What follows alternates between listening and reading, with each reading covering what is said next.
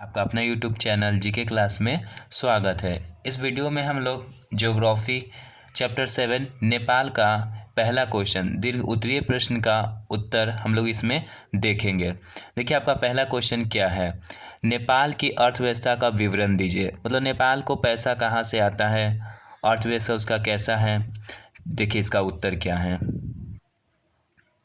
नेपाल की अर्थव्यवस्था कृषि, पशुपालन और उद्योग पर आधारित है। यहाँ 18% भूभाग पर खेती होती है। देश के कुल कृषि उत्पाद का 70% भाग अकेले पूर्वी तराई क्षेत्र से होता है। ये पूर्वी तराई क्षेत्र बहुत उपजाऊ भूमि है नेपाल का। काठमांडू घाटी में सघन कृषि होती है, जिसमें चावल, फल और सब्जी की कृषि क्या है, मुख्य रूप से है। नेपाल में खनिजों का अभाव है। नेपाल में ज़्यादातर खनिज नहीं है। अभ्रक यहाँ का मुख्य खनिज है। यहाँ कम मात्रा में लिग्नाइट, तांबा, कोबाल्ट आदि भी मिलते हैं अन्य खनिजों में। औद्योगिक दृष्टि से नेपाल एक पिछड़ा देश है। नेपाल में ज़्यादा फैक्ट्री नहीं है। यहाँ बड़े उद्योगों के स्थापित होने वाले कारकों का अभाव है।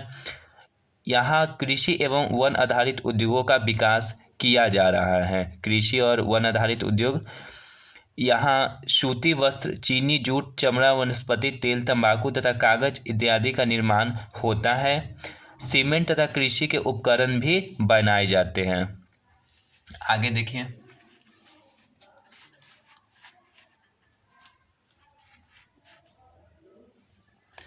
यहाँ पर्यटन उद्योग का तेजी से विकास हो रहा है। यहाँ के प्राकृतिक सौंदर्य पर्यटकों को आकर्षित करते हैं।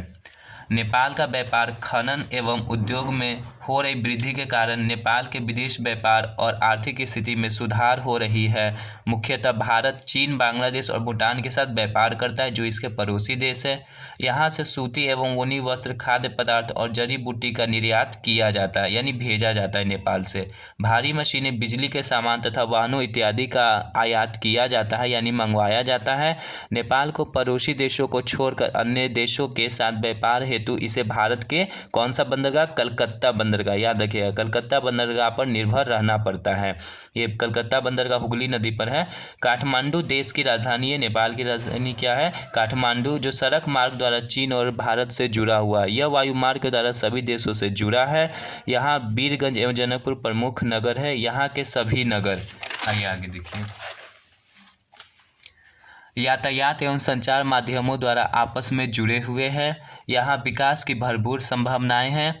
जल, विद्युत, खनिज तथा कृषि का विकास आधुनिक तकनीक तथा पड़ोसी देशों के सहयोग से किया जा सकता है।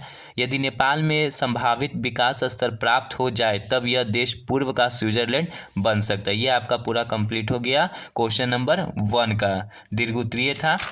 नेपाल की अर्थव्यवस्था पर विवरण दीजिए, इसी का आंसर था। आप इसे कॉपी में नोट कर लीजिए और याद कीजिए।